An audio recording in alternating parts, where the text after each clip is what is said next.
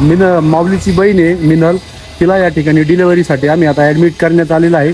तर आता आम्हाला काय खुशी मिळते आता ते काहीच माहीत नाही. आतमध्ये गेल्यानंतरच आम्हाला कळणार आहे का तिला मुलगी झाली का मुलगा झाला. तर आता आम्ही माऊली आणि मी तर त्या हॉस्पिटलमध्ये प्रवेश करीत आहे.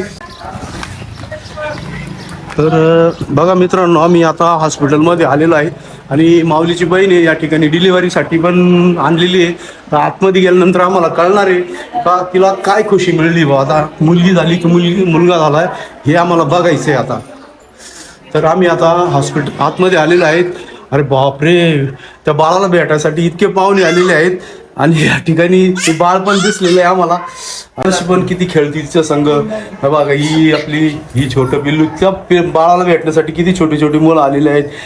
माऊ आणि आता इकडे ही बाळाची मम्मी आहे. मम्मी आता झोपलेली आहे.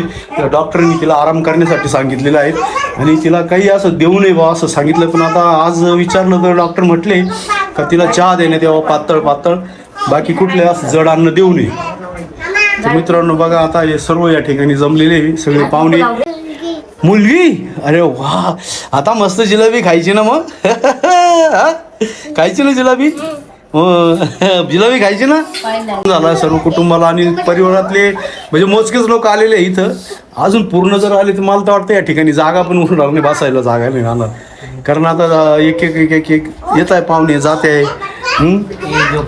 चला आता मी काय म्हणतो, चला थोडं बाजूला बाळ बघू दे आम्हाला. बाळाचं अजून नाव नाही, ते नाव ठेवायचं नंतरचा विचार आहे. आता आपली पुढची तयारी करायची, चला. तर मित्रांनो येतो आम्ही या ठिकाणी, सर्व पाहुणे बसलेले, गर्दी खूपच आहे, जास्त वेळ घेता येणार नाही. तर आता आम्ही पुढच्या तयारीला लागणार आहे.